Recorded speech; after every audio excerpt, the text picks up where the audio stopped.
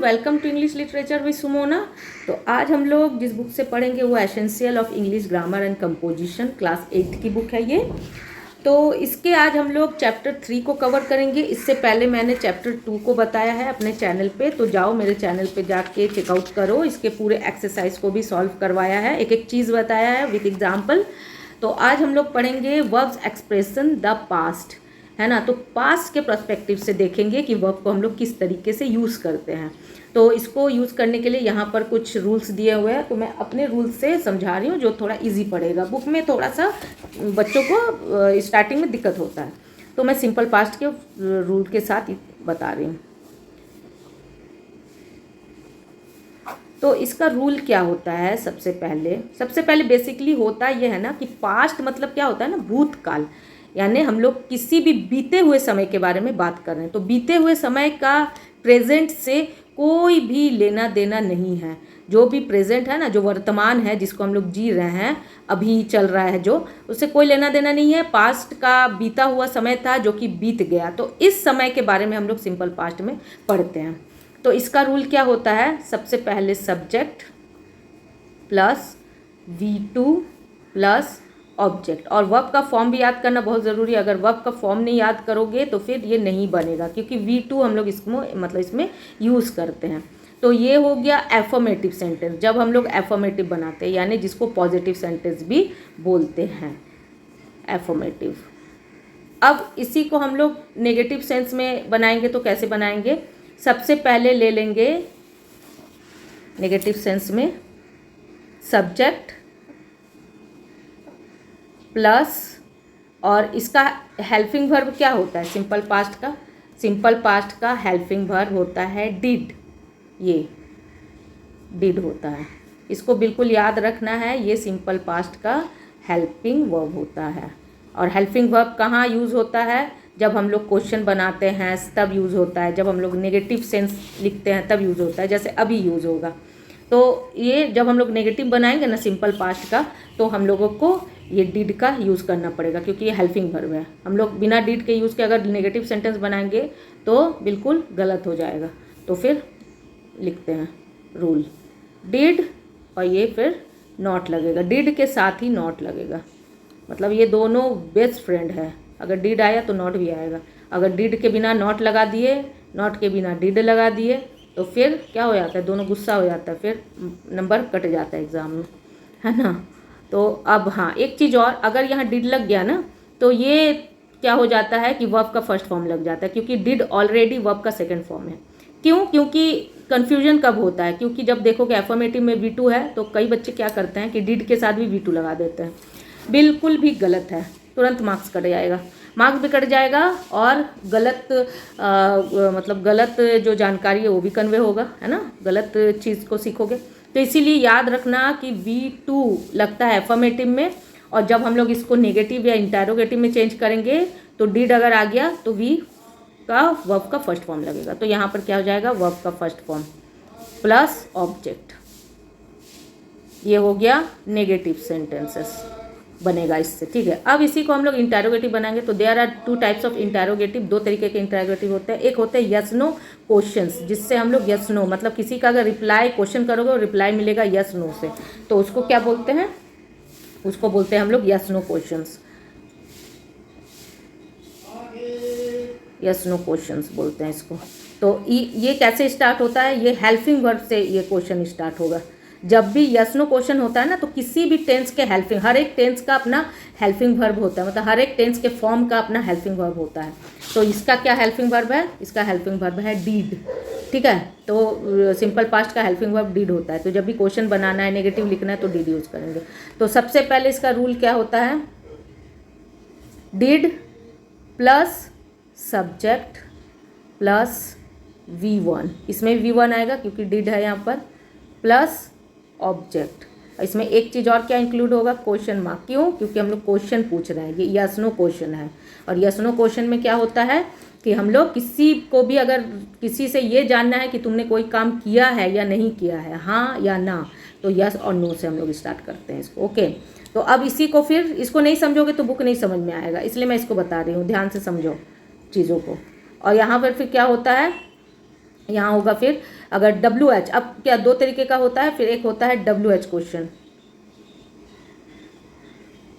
W H question में क्या होता है ना, हम लोग को डिटेल्ड जो रिप्लाई जो भी देगा तो डिटेल आंसर या डिटेल रिप्लाई चाहिए होता है।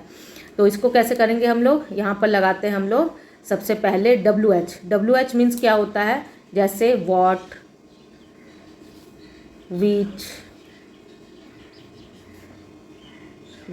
विच, वाई, वैन, इसको देखते जाओ भी, एक्सरसाइज जो बनाओगे ना ये सारा चीज़ आएगा अभी उसी में। हाउ, हालांकि ये डब्ल्यू नहीं है लेकिन फिर भी ये डब्ल्यू एच फैमिली में होता है। विथ हुम, ठीक है, एक्सेट्रा, जितने भी डब्ल्यू एच से क्वेश्चन बनते हैं। तो इसको फिर कैसे हम लोग यहाँ पर इसका रूल क्या होता है, सबसे पहले डब्ल्यू एच वर्ड्स आएगा या डब्ल्यू एच क्वेश्चंस आएगा, जो भी सिचुएशन में पूछना है, जैसे व्हाट यानी क्या, विच यानी कौन सा, वाई यानी क्यों, वैन यानी कब, ये सारा चीज़, ठीक है। तो उस हिसाब से हम लोग करेंगे। तो डब्ल्यू एच के बाद लगता है हेल्पिंग वर्ब, तो ये इसका सिंपल पास्ट का हेल्पिंग वर्ब क्या है, डिड है, तो इसलिए यहाँ पर लग जाएगा डिड लगेगा, प्लस यहाँ पर वही सब्जेक्ट, फिर V1, फिर ऑब्जेक्ट, और फिर यहाँ पर क्वेश्चन मार्क, है ना, don't forget put on the question mark, नहीं तो फिर नंबर कट जाएगा। तो अब ये हो गया सारा रूल। अगर इस रूल को ध्यान से आ गया है समझ में तभी एक्सरसाइज करो, नहीं तो इसको बार बार देखो और पहले समझो, उसके बाद ही एक्सरसाइज में जाओ, नहीं तो फिर एक्सरसाइज तो कुछ भी नहीं समझ में आएगा। तो ये हो गया। अब यहाँ पर हम लोग एक्सरसाइज को अब देखेंगे क्या है। अब यहाँ पर थोड़ा सा इसको मैं बता देती हूँ। तो I, we, you, she, he, it, they, जितना भी सब्जेक्ट है ये सारा सब्जेक्ट ही है ना, यही काम को करेगा ना, तो सारे के साथ ये V2 लगेगा, मैंने बताया रूल में। और जब इसका नेगेटिव बनाएंगे तो क्या हो जाएगा, डिड नॉट, डिड है हेल्पिंग वर्ब तो डिड नॉट, और देखो वर्ब का फर्स्ट फॉर्म आ गया, मैंने बताया था ना वर्ब का फर्स्ट फॉर्म आ जाता है, तो देखो वर्ब का फर्स्ट फॉर्म आ गया यहाँ, लेकिन सेकंड फॉर्म है क्योंकि ये एफर्मेटिव सेंटेंस है और ये नेगेटिव है और डिड लगा हुआ है, तो वर्ब का फर्स्ट फॉर्म। ये डिड नॉट को हम लोग डिडंट प्ले यानी कंट्रास्ट में भी लिख सकते हैं। अब ये क्वेश्चन देख लेते हैं। अब यहाँ पर क्या है कि ये है डिड लगा के क्वेश्चन, यानी ये हेल्पिंग वर्ब क्वेश्चन है, तो इसको हम लोग कैसे बनाएंगे, सबसे पहले डिड, उसके बाद सब्जेक्ट, उसके बाद वर्ब। देखो वर्ब का फर्स्ट फॉर्म आया है ना, हाँ, तो कोई भी अगर क्वेश्चन बनाना है तो ये इसका रूल होता है, सबसे पहले डिड फिर क्वेश्चन, जैसे मैंने यहाँ पर बताया है, तो इसको यस नो क्वेश्चन बोलते हैं। देखो मैंने बताया है यहाँ पर कि सबसे पहले डिड आएगा, उसके बाद फिर सब्जेक्ट, फिर V1, फिर ऑब्जेक्ट आएगा। तो यहाँ पर भी वही है, डिड है, सब्जेक्ट है, फिर V1 है, फिर ऑब्जेक्ट, जो भी अदर्स ऑब्जेक्ट होते हैं वो आते हैं, ठीक है। तो ये तो हो गया रूल। अब ये पर देखो वीडियो थोड़ी लंबी जाएगी, है ना, थोड़ा लॉन्ग हो जाएगा, लेकिन कम से कम डिटेल तो समझ में आएगा ना चीज़ों को, तब ना एक्सरसाइज बनाओगे। एक्सरसाइज तो रटने की चीज़ है नहीं, तो इसीलिए ध्यान से समझो, थोड़ा भी पेशेंस रखो किसी भी चीज़ में, है ना। चलो अब एक एक करके यहाँ पर यूजेस देख लेते हैं कि क्या यूज़ होते हैं इसके। We use the simple past tense to express action finish before the time of speaking. अब इसमें है कि सिंपल पास्ट क्या होता है कि जब हम लोग किसी चीज़ को बता रहे हैं ना, तो जब बता रहे हैं तो उससे पहले जो एक्शन हम लोग किए हैं वो फिनिश हो चुका है, वो कंप्लीट हो चुका है। मे बी एक दिन पहले ही कोई एक्शन हुआ है जिसका प्रेजेंट के साथ, आज के साथ कोई रिश्ता नहीं है। हाँ, ये रिश्ता है कि हम लोग उस चीज़ को आज बता रहे हैं, लेकिन वो चीज़ पूरी तरीके से मतलब इंड हो गया है उसका, ठीक है, फिनिश हो गया है वो चीज़। अब यहाँ पर देख लेंगे कुछ example. We saw a thriller film last night, और इसमें टाइमिंग शो करना भी ज़रूरी होता है ना, सिंपल पास्ट में। क्यों? क्योंकि हम लोग पास्ट के इवेंट को बता रहे हैं, तो टाइमिंग बता देना ज़रूरी होता है कि किस समय के बारे में हम लोग बात कर रहे हैं। तो we saw a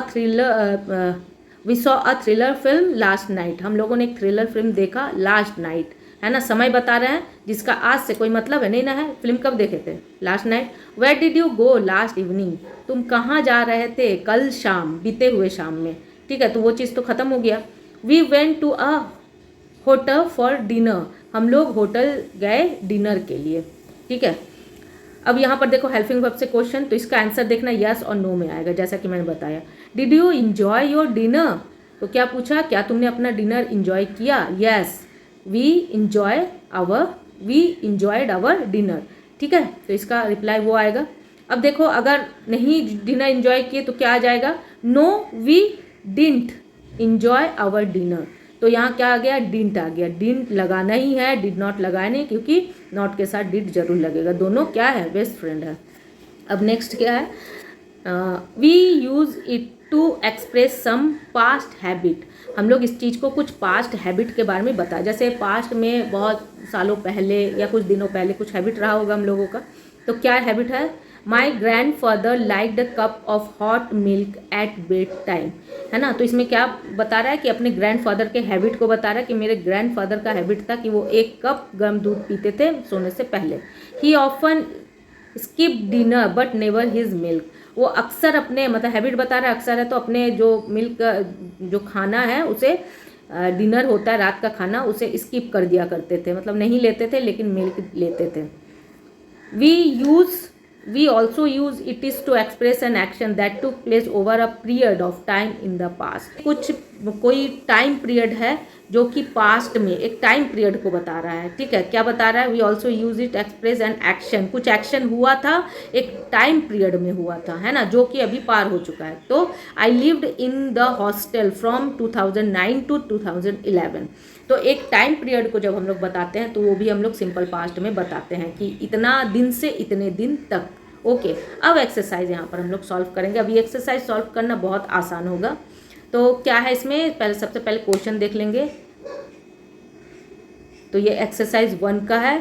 a friend of yours has returned from holiday, you ask him her about his her experiences, frame your questions with the help of the clues given below.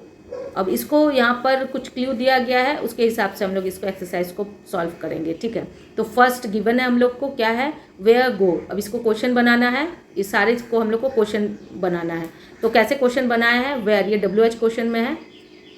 तो वेयर डिड यू गो, तुम कहाँ गए थे।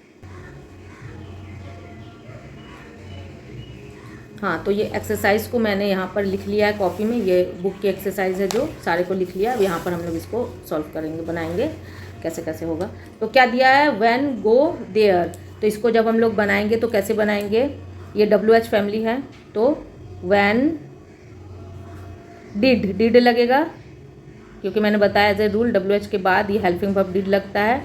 When did, उसके बाद subject लगेगा, did you go there, question mark. अब यहाँ पर नेक्स्ट क्या है, whom go with, मतलब इसको कैसे बनाएंगे, with whom, with whom did you go there, question mark. और फिर ये how travel, तो क्या हो जाएगा, how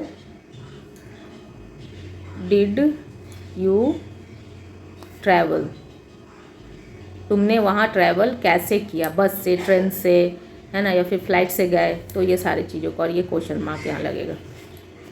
which hotel stay at, है ना, तो विच होटल यानी किस होटल में तुम लोग, मतलब किस होटल में रुके, ठीक है, क्योंकि एक्सपीरियंस बता रहे हैं, है ना। तो क्या हो जाएगा, विच होटल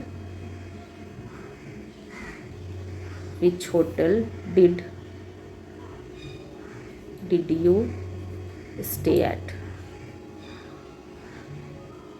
क्वेश्चन मार्क, ठीक है। अब नेक्स्ट है गेट गुड फूड। तो अब इसमें हाँ और ना में जवाब, इसमें समझ में ही आ रहा है कि हाँ और ना में जवाब है ये। तो ये हेल्पिंग वर्ब क्वेश्चन से इसको पूछा जाएगा। तो कैसे हो जाएगा, did you get good food,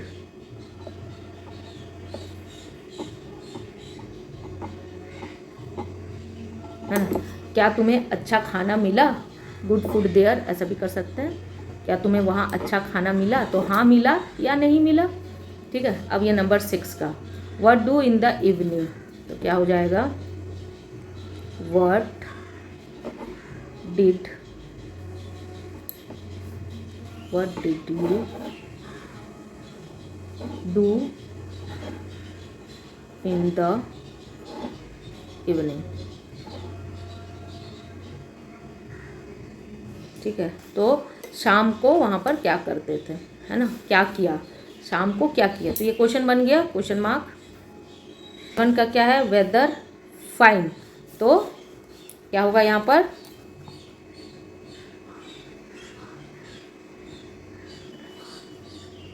did you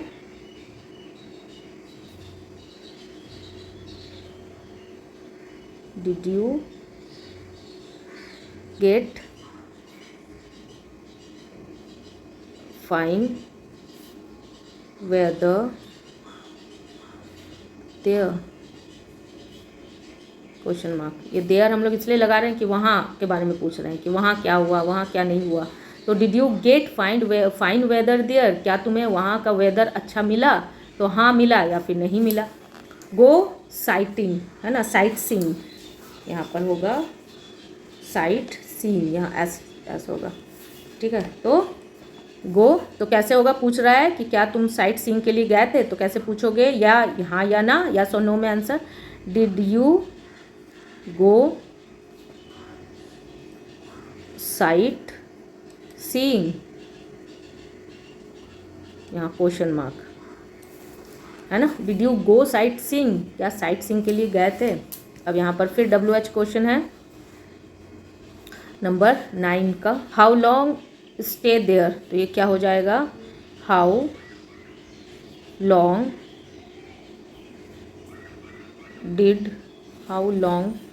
did you stay there, तुम वहाँ कितने दिनों के लिए रुके थे, ठीक है। तो इसमें भी डिटेल्ड आंसर देना पड़ता है ना, इसीलिए। अब यहाँ पर नंबर 10 का, meet any friends from school, तो यहाँ पर क्या हो जाएगा, फिर हेल्पिंग वर्ब क्वेश्चन से पूछना पड़ेगा क्योंकि यस और नो में आंसर चाहिए। तो did you meet any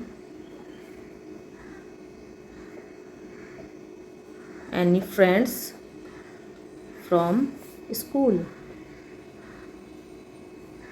question, तो ठीक है। तो ये इस एक्सरसाइज कंप्लीट हो गया, एक्सरसाइज कंप्लीट हो गया है।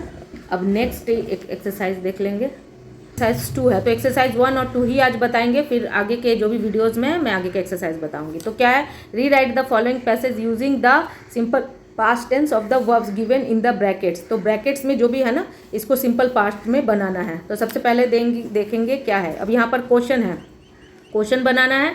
तो क्वेश्चन बनाने के लिए हम लोग क्या हेल्पिंग वर्ब या फिर WH का यूज़ करते हैं, तो यहाँ पर हम लोग हेल्पिंग वर्ब का यूज़ करेंगे। Did you excel as a child also, तो यहाँ पर क्या हो जाएगा, डिड, यहाँ पर डिड हो जाएगा।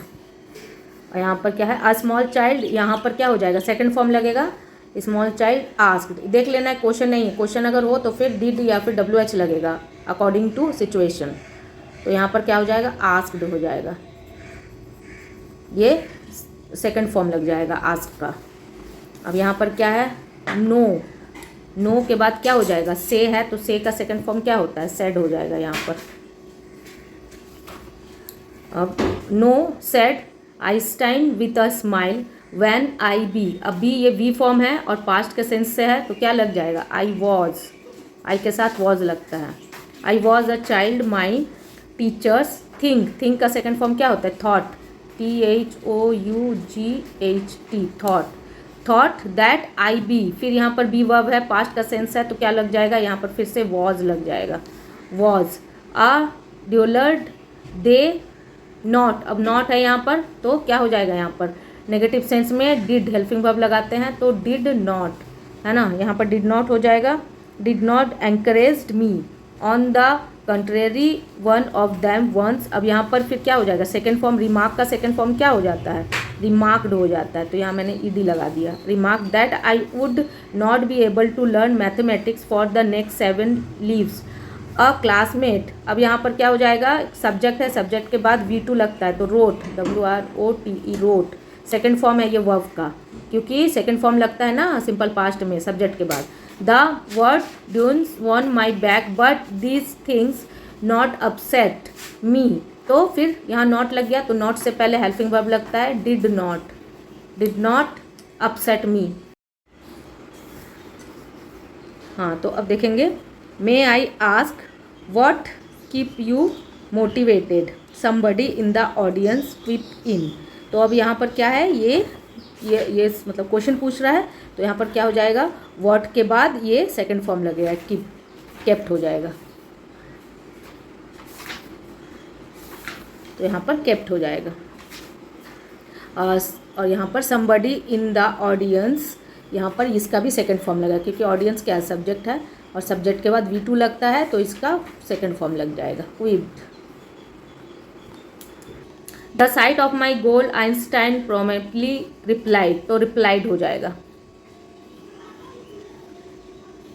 रिप्लाइड सेकंड फॉर्म रिप्लाई का। यू सी आई नेवर, या लॉस हो गया, लॉस का सेकंड फॉर्म लॉस्ट होता है, मतलब सेकंड फॉर्म को यूज़ करते जाना है। और अगर WH है, क्वेश्चन है, तो डिड लगा के क्वेश्चन करेंगे, ठीक है, हो गया। माई गोल, आई सेकंड फॉर्म क्या होता है, नो का new, KNEW, new. What I wanted, तो क्या हो जाएगा, यहाँ पर देखो, यहाँ पर व्हाट है, लेकिन ये व्हाट क्वेश्चन व्हाट नहीं है, क्योंकि क्वेश्चन मार्क्स नहीं है कहीं पर लगा हुआ, ठीक है, ये कंजंक्शन के लिए यूज़ हुआ है। तो यहाँ पर क्या हो जाएगा, आई वांटेड सेकंड फॉर्म लग जाएगा, I wanted, WANT, wanted to achieve in life, and I continue का क्या हो जाएगा, continued second form, continued to work for it with patience and perseverance, ठीक है। तो ये आज का जो एक्सरसाइज था यही मैंने कंप्लीट करा दिया। अगर यहाँ समझने में दिक्कत हो रहा है तो मैंने बोल भी दिए हैं सारी चीज़ों को। तो आज का फिर क्लास यहीं एंड करते हैं। नेक्स्ट सेशन में ये मैं पास्ट कंटिन्यूअस का बताऊंगी विथ रूल, सारे चीज़ और एक्सरसाइज भी कराऊंगी। अगर मेरा पढ़ाना अच्छा लगता है, मेरी वीडियोस अच्छी लगती है, तो लाइक शेयर और सब्सक्राइब करो। और बच्चों पढ़ो अच्छे से, अपने लिए भी पढ़ो, अपने देश के लिए ही पढ़ो, क्योंकि आप लोग पढ़ोगे तभी ये देश भी आगे बढ़ेगा।